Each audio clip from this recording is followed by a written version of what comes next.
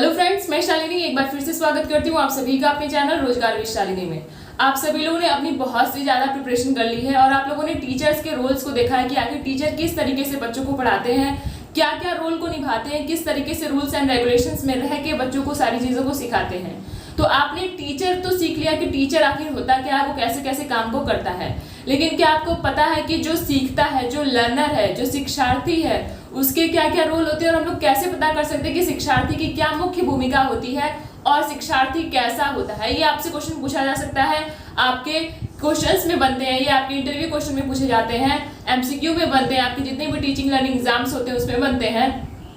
तो आपसे क्वेश्चन ये पूछा जाता है कि आखिर बताइए शिक्षार्थी क्या होते हैं। तो आज हम लोग यही देखेंगे कि शिक्षार्थी क्या होते हैं, रोल ऑफ लर्नर क्या होता है, शिक्षार्थी की भूमिका क्या होती है लर्निंग में, ये सारी चीजें हम लोग यहाँ पर डिस्कस करेंगे। और बहुत ही आसान लैंग्वेज में यहाँ पे मैंने लिखा हुआ है कि आखिर शिक्षार्थी होते क्या है, लर्नर क्या होते हैं, कैसे हम लोग बता सकते हैं कि यही लर्नर है, यही उनके रोल्स है और इस तरीके से वो अपने काम को करते हैं। तो फर्स्ट पॉइंट लिखा हुआ है कि वह व्यक्ति जो अधिगम में सक्रिय रूप से शामिल है उसे शिक्षार्थी कहते हैं। यानी कि वह व्यक्ति जो लर्निंग में एकदम एक्टिवली शामिल है, अपने चीज को करने में शामिल है, हर एक तरीके से वो सीखने में सक्रिय रूप से अच्छे से है,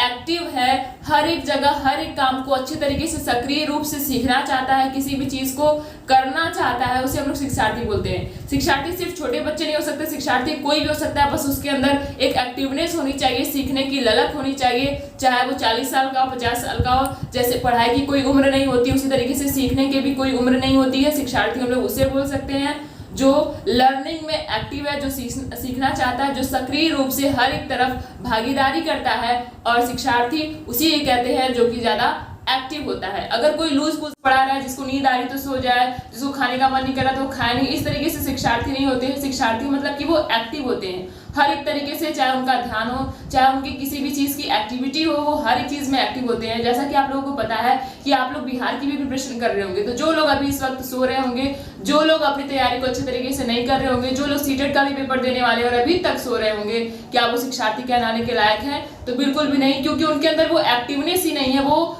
एक्टिविटी जो है होनी चाहिए, जो एनर्जी होनी चाहिए, एकदम 100% एनर्जी जो होनी चाहिए वो उनके अंदर नहीं है। तो जो लोग एक्टिव नहीं है वो लोग तो पहली बार शिक्षार्थी ही नहीं है, तो वो अपने किसी भी रोल को किस तरीके से निभाएंगे। तो फर्स्ट एंड इंपॉर्टेंट रोल जो होता है शिक्षार्थी का, वो होता है कि वो सक्रिय रूप से भागीदारी करता है, इसका मतलब कि वो शिक्षार्थी है। दूसरा पॉइंट लिखा हुआ है कि अधिगम दृढ़ता से शिक्षार्थी के विकास के संज्ञानात्मक, सामाजिक, व्यक्तिगत और शैक्षणिक स्तर पर निर्भर है। यानी कि जो अधिगम की दृढ़ता होती है, जो लर्निंग होता है, वो किस तरीके से उनके ऊपर डेवलप करता है, वो सामाजिक रूप से यानी कि सोशल तरीके से, उनके कंसंट्रेशन पे, उनके शैक्षणिक योग्यता पे, उनके व्यक्तिगत इंडिविजुअल पे भी ये डिपेंड करता है कि वो किस तरीके से अपने शैक्षणिक कार्य को अच्छे तरीके से करते हैं। नेक्स्ट पॉइंट है कि शिक्षार्थी की विशेषताओं में 4 रूपों में वर्गीकृत किया जाता है। यानी कि जो विशेषताएं हैं शिक्षार्थी की, उनको 4 पार्ट्स में डिवाइड करते हैं कि आखिर क्या क्या उनकी विशेषताएं हैं, उनको 4 रूप से हम लोग देखते हैं। फर्स्ट है पर्सनल,